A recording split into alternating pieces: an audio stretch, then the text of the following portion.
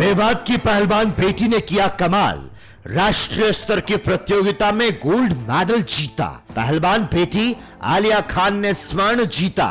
गांव पहुंचने पर आलिया का भव्य स्वागत किया गया। ग्रामीणों ने जुलूस निकालकर भव्य स्वागत किया। गोरखपुर में आयोजित खेलकूद प्रतियोगिता में मेवात की पहलवान बेटी ने भाग लिया था और नेशनल लेवल पर कंपटीशन में गोल्ड मेडल जीतने का काम किया।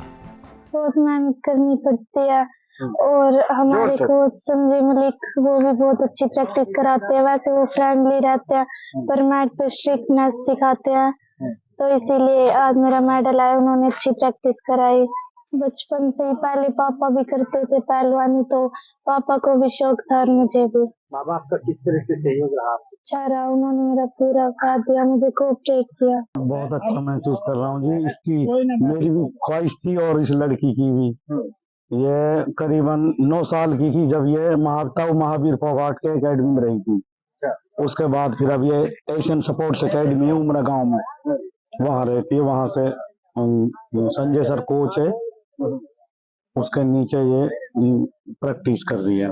हमारे कुछ ऐसा नहीं है, बच्चों को पढ़ाते हैं, लड़की हो चाहे लड़कियां, सबको अच्छी तालीम देते हैं और अच्छी तरह पढ़ाते हैं। मैंने भी पहलवानी करी है। अच्छा। और इससे मेरा लड़का है बड़ा, वो भी हरियाणा में गोल्ड मेडलिस्ट है। अच्छा। और टाई कमांडो में वो इंटरनेशनल गोल्ड मेडलिस्ट भी रहा है। तो फिर इस लड़की की चॉइस थी पहलवान बनने की, तो ये अल्लाह ने इसकी सुनी। और देखो आगे अंडर 15 में ये जनवरी फरवरी में गेम खेलेगी, फिर उसमें नेशनल इंटरनेशनल इसका चयन हो जाएगा अल्लाह चाहे तो। मेवात की पहलवान बेटी ने किया कमाल, राष्ट्रीय स्तर की प्रतियोगिता में गोल्ड मेडल जीता। पहलवान बेटी आलिया खान ने स्वर्ण जीता।